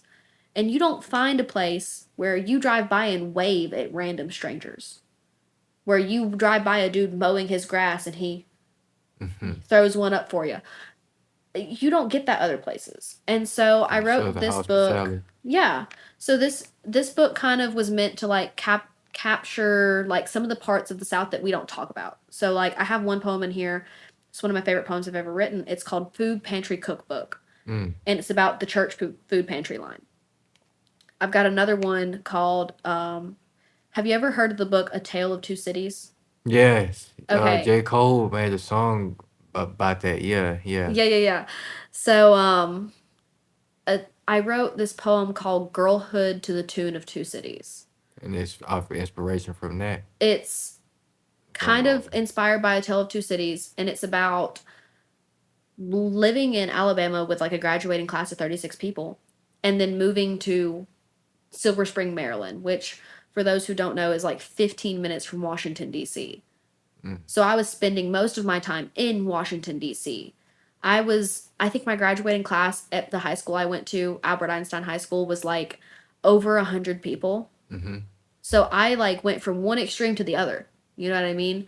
And so it's kind of about that culture shock. I'm trying to say, yeah, you went through a culture shock. Yeah. And the first few poems are like about family, because I feel like that's something that's really important in the South is like your heritage and where you come from and who you come from. So I've got a couple about that. But yeah, that's kind of what the book is like I wanted to, and then the cover this is the shoe tree in Cherokee, Alabama. So it's like this big tree that everyone throws shoes on, but nobody knows why. And I thought that was like really... What city does it? Cherokee. Oh, okay. So I thought that was really captivating. It is. Like the whole community just got behind it. They're like, okay, hell yeah. And so what made you want to make that as the cover? So my buddy Andrew is from Alabama, and actually he like made it to California, right? And I was going through his portfolio because I decided like one of my big things is like I like to put my friends on, And so when I got my book contract, I was like, okay, well, if this is going to be an opportunity for me, this needs to be an opportunity for someone else. So I knew that I wanted to have one of my friends design my cover. And so I got with Andrew, and I was like, look, dude, I want like something that's realism, and I want it to like scream Southern, And And I had decided, so the font for the title is actually from Southern Living Magazine. It's the same font as the Southern Living Magazine font. It does look like that, right? So, because that's what I was trying to do, right? Is I was like, okay, so Southern Living Magazine, I want something that's like authentic Alabama, because, I mean, that's what this book is, you know? This is like, I left and had all these people telling me like, oh, you've made it out, you don't ever need to go back there, da-da-da. And like, this is the thing I've realized. You can always leave. You can always leave. But if you love your community and you see somewhere that it's lacking, somewhere that you could be of service, why would you take your talent elsewhere? Why would you not help your community and enable future people that are going to come up and be like you to have more opportunity than what you came up with? Right. You know, like my school doesn't have any arts classes. The only thing we have even close to an art class is home ec. You know what I mean? You better believe that, like, if I become a famous author one day, I will personally give, and like, God strike me down if I lie about this 50 years in the future. If I ever am like rich enough to just have fuck it all money, I will personally give West End High School a yearly stipend just to have an arts class. Yeah. Whether it's a creative writing, a digital art, a painting, I don't care. Yeah. But I hate that, like, there's an entire high school that I personally went to, and then I decided, like, okay, this isn't enough for me. I left. I went to Albert Einstein High School, which is like, it's an art school. You have to choose a major to go there. And so I majored in art. And at some point I realized, like, I miss Alabama. I love Alabama. And now that I'm an adult, I realize Alabama is so special. Like, there is something to be said for the culture here. You know, we're not just rednecks. We're not just, you know, East Gadsden. Yeah. You know, like, Birmingham gets such a bad reputation. East Gadsden gets such a bad reputation. Right. Altoona gets a terrible reputation. All these towns are, like, known for this terrible, like, as though we're just these no good people. Right. And if you really boil it down, like, East Gadsden has some of the most tight-knit communities of people I've ever seen. Oh, yeah, for sure. Willing to, like, look out for each other. I'm an East Gadsden baby. We all borderline our kinfolk. For real. So it's kind of like... Well, but even if you're not, like, here's the thing. If you, like, let's say this. You pull up at East Gadsden and you see some dude halfway in a girl's window harassing her. You don't know that girl. You don't know that dude. Right. The odds that somebody sees that and goes, hey, fuck, no, that's not happening in front of me, you need to move on, are so much higher than if you pull up at a gas station in Washington, D.C. and see that shit. Washington, D.C., it's every man for himself. Nobody cares. They do not care what you're going through. They don't care if you're a homeless veteran. You know what I mean? In Alabama, let somebody see a homeless veteran. Like, I myself have been conditioned from living in the city to where, like, I don't give the homeless money. But every time I see a homeless person, at least here, I, like, in DC, there were so many homeless people. I just started carrying bunches of bananas and boxes of granola bars in my bag. And I would just, like, hand out food, right? Here, it's kind of... It's not as bad here for people who don't live here. Like, the homeless population is not as bad in places like Gadsden or Albertville. In Birmingham, it's terrible. It's rampant. But in, like, smaller cities, it's not quite so bad. And, like, even to this day, I'm the kind of person that, like, I'll walk up to... If I see you with a homeless veteran sign, like, I cannot not offer you help in some form. Even if it's just, hey, man, do you want the change out of my wallet? Do you want a water from the gas station? Is there something I can get you to eat? Do you need a warm meal? Here's a church that has a food pantry. Here's a church that has a ministry for homeless people. Right, you know? Right. Like, I can't not help. But when you go to... And a lot of people in the South feel that way. A lot of people in the South are willing to reach out a hand. That's why we have so many church ministries and outreach programs, you know? Right. Because we see where the government isn't providing a service, and as a community, we step up to fill that gap. You don't get that other places, man. You just don't. So yeah, I think there's something really special about the South that people that aren't from here don't understand and don't see. So I wrote this book trying to like capture that and make it tangible so that people who are from like Minnesota can read this and kind of have Get that Alabama. get an understanding of Alabama other than like unintelligent rednecks. I fuck with that. I like how you represent Alabama though, because we need more of that. Like it's funny. I was talking to Cash the other day, my buddy Cash, yesterday to be exact.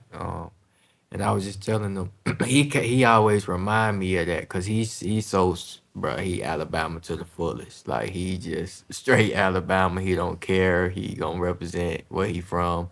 And I love that about him because he be reminding me, he make it like let me know it's cool to be like, nigga, you from Alabama too. Like, you feel what I'm saying? Cause we, like I said, in music, and I'm glad you said that in poetry too, like, but like, and it's refreshing to know that it's not just a music thing, but it's like music, we get a bad rap too, is the South, like, y'all whack, like, you know what I mean, when it comes to music. And Yeah, we for ain't got some no, reason there's like beef between apparently New York rap and Southern rap. yeah, I've discovered this is, recently. yeah, What? yeah, it's always been like that, but you know, South, we always done got, even since the 90s, we've always done been quote unquote shitted on, you feel what I'm saying, because they always say, oh, that's that ignorant music, or y'all do is make crunk music, y'all can't make lyrical music, when we have so many examples of it out here, you feel what I'm saying, it's just, people choose to not listen to us, or you know what I mean, just choose to just label us as that, you feel me,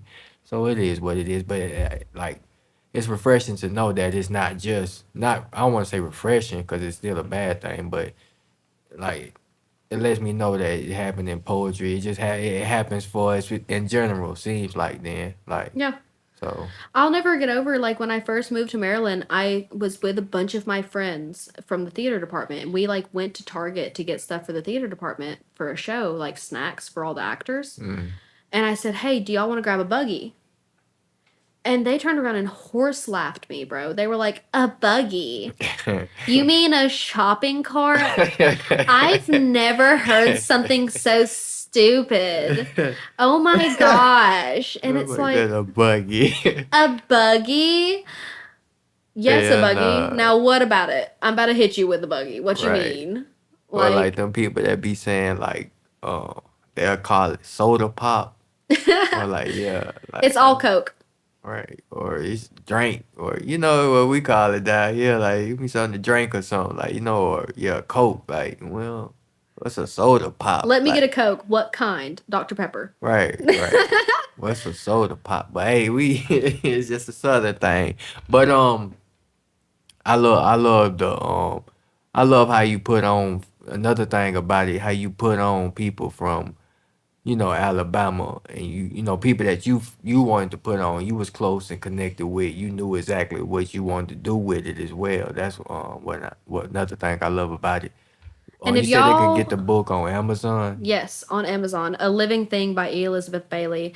And if y'all want a dope photographer in the state of Alabama, he travels actually. If you want a dope photographer in California, North Carolina, Tennessee, Georgia, Alabama, any of the surrounding areas, Andrew Stevenson at Andrew Stevenson on Instagram. Dope, dope, dope. He does, like that moody style of photography. You know what I'm talking about? It's like kind of dark aesthetic lighting and like very like, I'll show you when we're done, but bro has like a very unique style that he's curated himself, and I admire that about his work. So yeah, I'm just gonna put my boy on, Andrew Stevenson, phenomenal Andrew photographer. Stevenson. Okay, yeah, shout out to him, man, and show him the book one time so they can, you feel me, really get a good look at it. Yeah, y'all go shop that. What other books you got on Amazon, Dad? And you got any more? So the book I published when I was 14 is no longer for sale. because there was I have a complicated relationship with the person that published it, basically the publishing company, and I had a falling out. But with that being said, I have the rights to the book. And so, sneak peek, yeah, I'm in the process of figuring out how to republish it. Okay. So keep an eye out, hopefully in the near future, in the next year or so. I also have another manuscript for a third book that I'm working on. Okay. So in the next year or two, keep an eye out. There will be new stuff on the horizon. But yeah, right now, dude, I've just been really like taking my time with slam poetry and having fun with that. And like I've just kind of put like the written stuff on the back burner for But now see, it's gonna because give you inspiration though. yeah, Going around getting one that one inspiration. goes hand in hand with the other. But yeah, I think right now I'm just enjoying like learning about the performance aspect Yeah, of this. yeah. So that's what my main focus is like, so if anyone's in the North Carolina area, Asheville, North Carolina, keep an eye out for the Leaf Global Arts Festival happening from the 17th to the 19th of October. Okay. I'll be there. I'm one of 12 poets. It's a killer lineup. I mean, we've got poets from Atlanta, North Carolina, I want to think Virginia. I mean, poets from all across the United States coming to compete in this, and it's a killer lineup. I'm shaking in my boots. Hey, so hey man, good luck to you at that. And you said it's October the 17th to 19th. 17th through the 19th, man. Y'all make sure y'all push up on her, man, and support her if you can. And get that book too, man. A Living Thing. It's only $8 on Amazon, y'all. I made it as affordable as I possibly could. Right. There you go, man. And dang, it's so much stuff I want to get into, man, but we running out of time. I just got a couple more questions. What is this is question we ask. I'm gonna keep this going into season 2, where we ask all our guests. What is one thing that you this year in particular, that you've been working on to make yourself like a better you, or like you said, a better poet? I know you just mentioned you working on that performance. So can you give us anything else that you been working on this year? What lesson has God taught you this year that So really you've I learned? think the biggest lesson I've learned this year is, I don't know whether to call it forgiveness or maturity, right? I feel like this time last year I was very caught up in feeling like I had been done wrong by people and by life, you know? And part of like finding success in the ways that I found it these last, 6 months, I would say, is I've realized, like, I'll put it this way, right? I ran into a girl a week ago, and I didn't grow up religious. I didn't grow up in church at all. I found religion this like last year. I've really delved into the Bible, and there's a pastor named Sarah Jake Roberts that I've really been into. But I ran into this girl completely out of the blue, right? And the last time I saw her, she was okay. My pet peeve in my life has always been people bringing up my mom being a drug addict or accusing me of being a drug addict, because it's a very sensitive topic for me, right? Last time I saw this girl, she was calling my phone to tell me I was a no good dope fiend. Da da da da. Next time she sees me, she's gonna throw hands. Da da da da. After I had given her a place to stay, I feel like she really like spat in my face. Well, I'm out. I do deliveries, right? I'm out doing deliveries, and I look up from my phone, and she's bent over in her front door of her car, right in front of me. And I had this momentary flash. And what's crazy is, and I could read you the verse if you wanted to hear it. But what's crazy is the day before this, I had been doing like a Bible study with one of my friends, and there was this verse I heard like a year ago. And the short version of the verse is Micah 4:4. It says, "And every man shall sit under his own vine and under his own fig tree, and no one shall be afraid, for the Lord God Almighty has spoken." Right? And I was telling my friend, I was like, I really love this verse, but I don't understand what it means. And so we sat down and we read it, Micah 4:4 through like Micah 4:11. And it's a bunch of stuff, like there's a Lauryn Hill song called To Zion. I'm sure you know what I'm talking about, right? Probably if I heard it. Well, it's a song from Lauryn Hill to her son, but it's a lot about like God gifting her this like life, you know? And so it talks about like the daughter of Zion and like all these like allusions to things that like talking about like you've been cast away from society and I will come to tether you, like all these things that really like hit for me in a way a verse in the Bible has never hit me before. The day before I run into this girl. And so I see her and she's bent over in her car. And I had the split second thought. I was like, I could just walk up behind this girl and just ruin her right now. And then I stepped back and I said, you know, I don't think that's what I need to do. And I rolled my window down and I said, hey, man, how are you? And when I tell you this girl came up to my car, she apologized. She started crying and not like out of fear that I was going to hurt her, just crying. And I read her this Bible verse and we like actually like had a good, wholesome, kind-hearted moment where I shared with her. I was like, I don't know why I feel called to share this with you. I just do, you know? And so that's the biggest thing I've learned in this last year is like how, first of all, how to take disrespect was a big like hurdle for me to get over, but also like love thy enemies. And like always show love and compassion even when people give you every reason not to.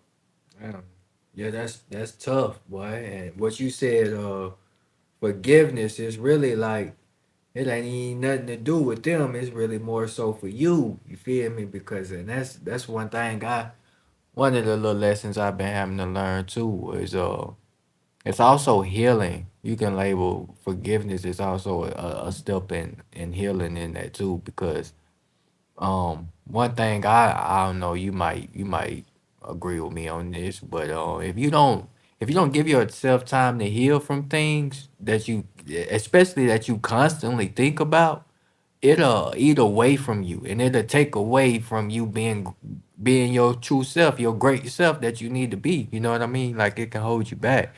Well, what I tell people is it takes energy.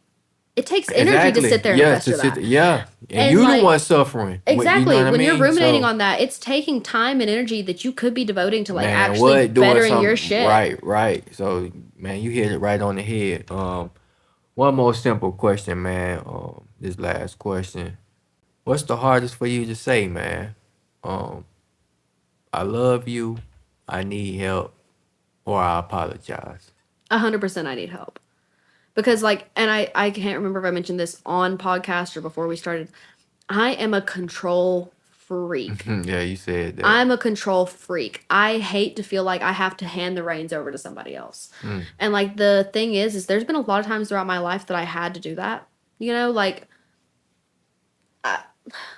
admitting yourself to the psych ward as a teenager, for instance. You are giving complete control of your life to somebody else. You're like, that's the epitome of saying, I need help, is like admitting yourself. Right. As an adult, bro, no way. I've thought about it. Like, there was a time like 2 years ago, right before I started college, I genuinely thought I was like, I might need to go admit myself. And then I remember sitting in my living room by myself. Everyone was gone. It was just me. And I said, no, my pride's too big. My pride's too big. I can't do that. I don't want to be that person. Because if anyone asks where I am for the next 2 weeks, someone's going to tell them I'm in the hospital. And I don't want people to think that of me. Right. So, no, that's definitely the hardest one for me to admit is like, I need help. Because I don't want to ask nobody for nothing. I think that's also part of like, when your parents fail you as a young kid, you're like, you don't want to rely on anybody for anything. So like, no, I hate asking for help because I don't want to have to depend on somebody to come through.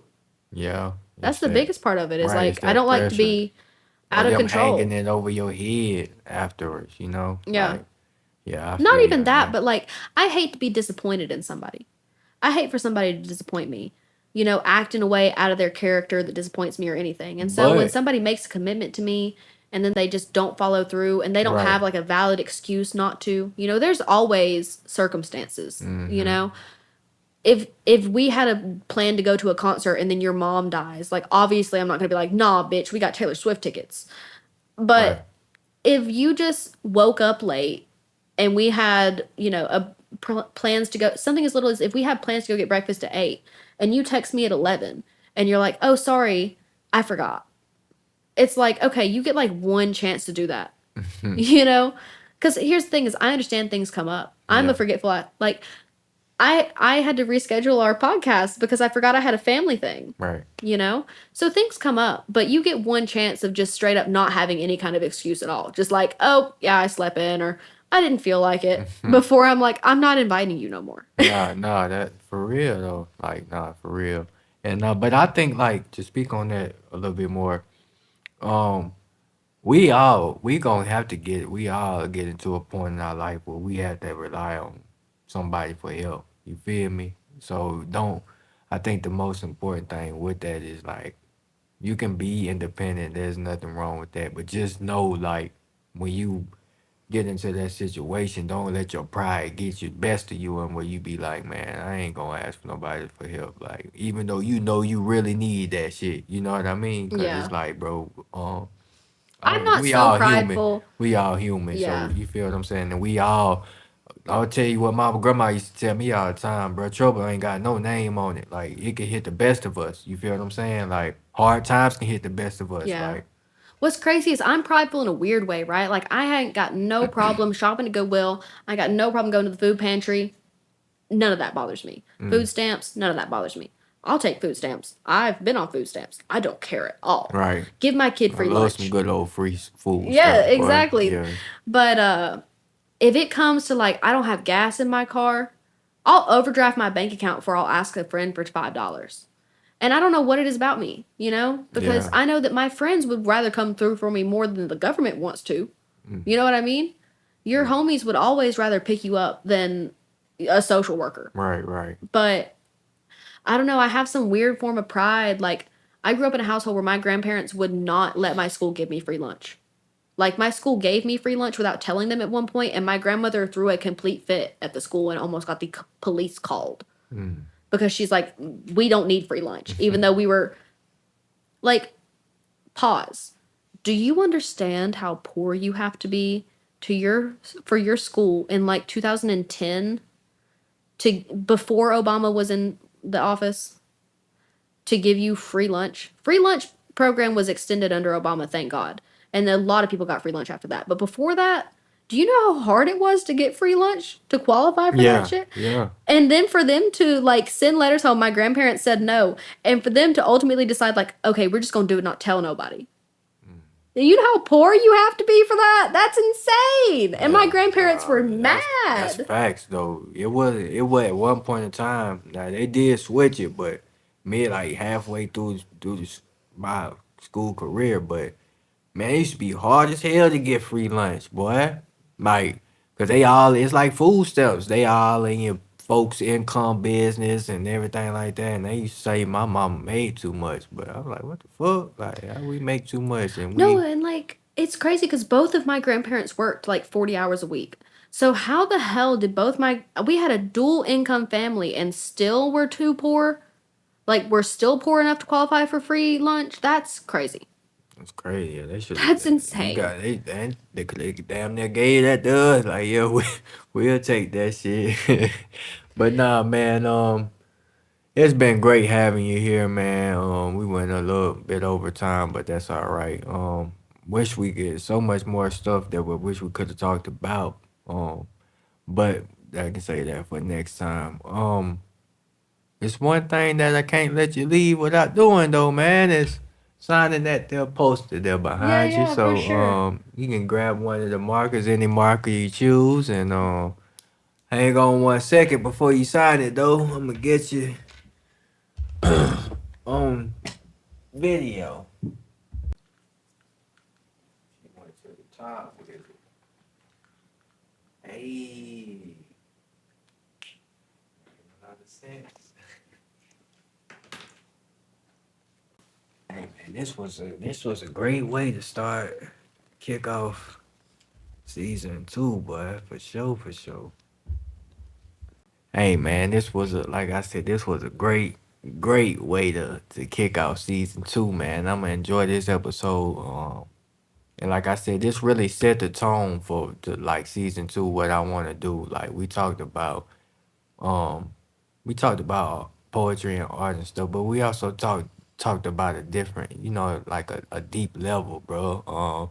And we stuck to the main core of what making a lot of sense is, and that's giving back, bro. Giving giving people like you your flowers, and giving you your flowers because you're making that impact in the community. You feel what I'm saying? That's a perfect you're a perfect example of the guest that I want to bring on this season. So I appreciate you pulling up, sharing your story. Like I said, I wish we had more time, but like um thank you again for just, being who you are, being giving back to the community, giving back to the kids, giving back with your art, you know what I mean, and making a difference in people's lives, man. So continue to be that great person that you are.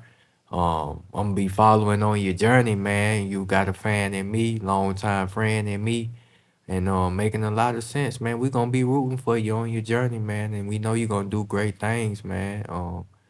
We're gonna give you the floor with any closing remarks. You want to shout your Instagram out where they can find your stuff and any upcoming events that you got.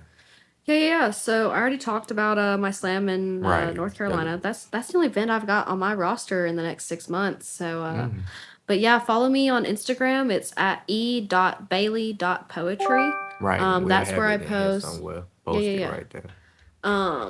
But yeah, so that's where I post anything about any events I have coming up, any open mics I'm doing, any slams I'm going to be a part of, Okay. features, book All on signings. Instagram. Yep, all on Instagram.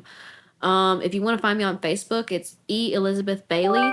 That's my like actual professional Page. page. Okay. It's my professional page where I post about like just where events are going to be held at, book signings, stuff like that. Okay.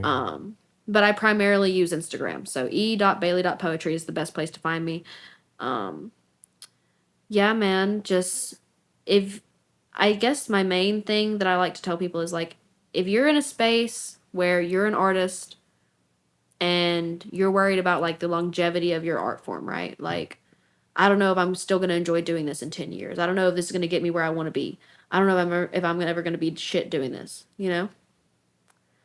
Dude, write the poem, make the song, record the podcast, Mm, make the YouTube video, mm, do it. mm, Because at the end of the day, in 10 years, the worst thing that's going to happen, I say this as somebody who has like some embarrassing ass YouTube videos of me at like 13 years old, right? When I thought I was going to be a vlogger. The worst thing that's going to happen is you get to sit around with your buddies in 10 years and laugh at it. right. No one's ever going to see you in public and be like, you're the dude that wrote that shitty poem. Yeah. Yeah. Nobody cares. It's not that deep. The best thing that happens is the best. You know what I mean? Like, whatever your wildest dream is with your art form is possible. It is attainable, especially in this age of social media, where you can go from nothing to a freaking billionaire in like a month. Mm-hmm. You know what I mean? So chase after what you want. Don't let the fear of how other people feel about it stop you from doing something. Don't let the fear of societal norms stop you from doing something. Go after it, and if it doesn't work out, it doesn't work out, but at least you tried. Right, right. And no, I did not. I love you. I love those closing remarks. By the way, that was beautiful because it needed to be said. That like you just gave a lot of people inspiration with that, especially even me. Like, um, but I don't think I got to ask you this, and this is important. What was your making a lot of sense moment? Like when I asked that, I mean like where it clicked for you, where it was like you might already said it, but just to clarify on what was that moment in your life where it made a lot of sense? Like Um, when things started basically to come together for you. Like, okay, I'm doing what I feel like I should be doing. so the book had already come out, and I was graduating from community college. It hadn't come out yet, actually, but it was already like they had agreed to publish it, right? Mm-hmm. And I decided that I wanted to apply to UAB for university because I graduated from community college. And I got an interview for this scholarship. It's the presidential scholarship. Only 2 people from school per school can get it. Mm. And I was telling them about like, yeah, I have this book coming out and like I'm doing all these things. And they were like, okay, it might take us about a week to get back to you. And it was like 3 days later, I got an email that I got the scholarship, full ride scholarship, covers the entire cost of my tuition. Mm. I just kind of like, I just realized it was all clicking. Right. I realized that, like, okay, I've gone from being a high school dropout with no aspiration as to what I want to do with my life to publishing a book and getting a full ride scholarship to my top choice university all within 30 days. Damn. And I just realized, I was like, I don't have an excuse to fail at this point. If I push myself hard enough, I'm not going to completely fail. I might not, like, I went into Southern Fried, for example, wanting to be 20th. I shot for 20th. I came in 30th. I'm literally not mad because in my mind, I didn't fail.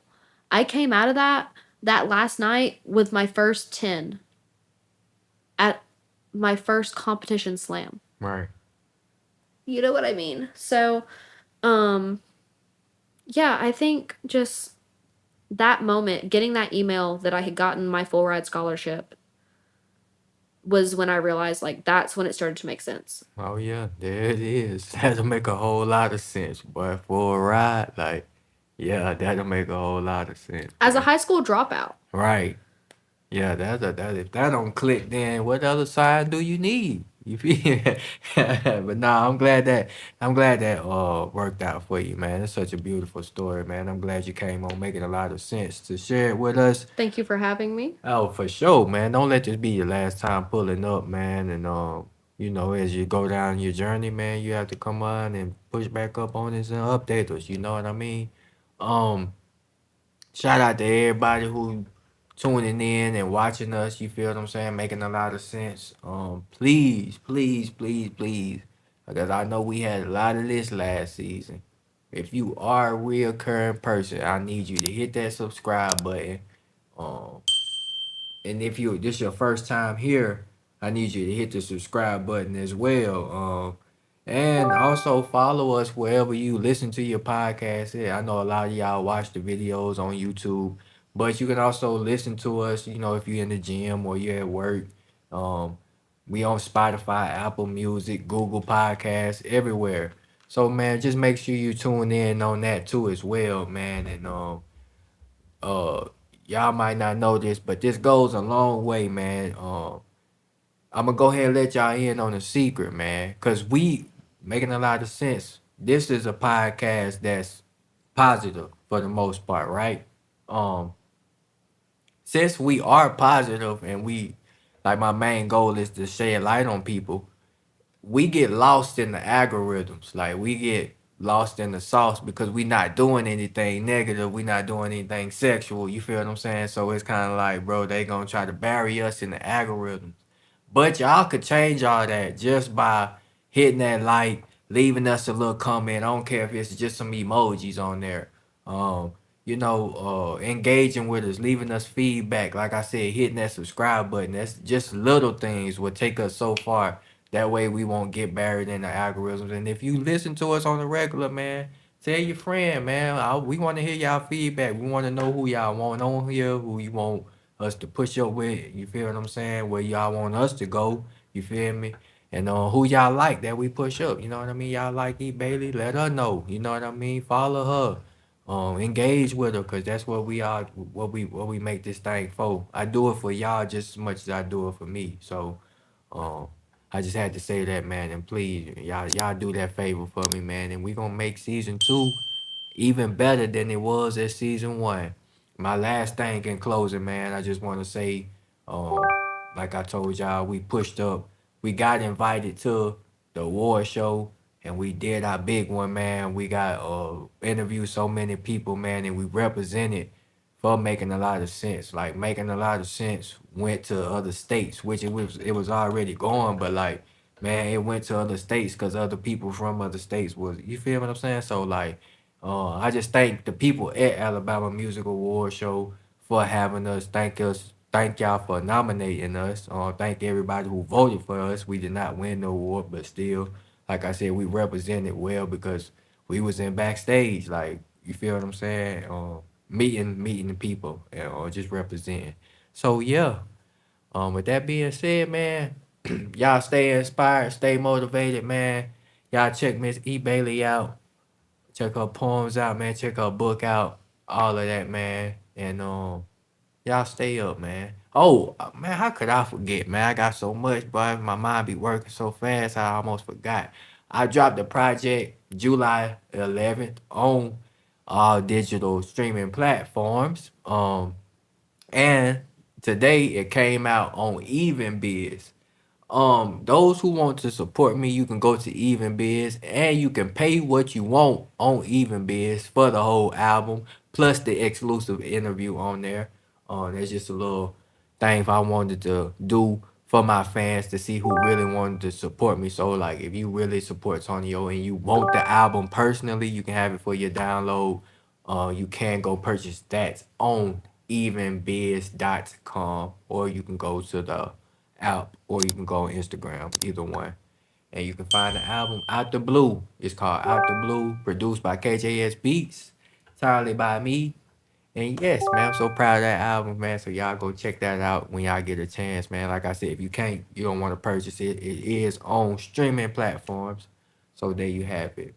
And I ain't got nothing else to say, man. Y'all stay up. We making a lot of sense. Hey.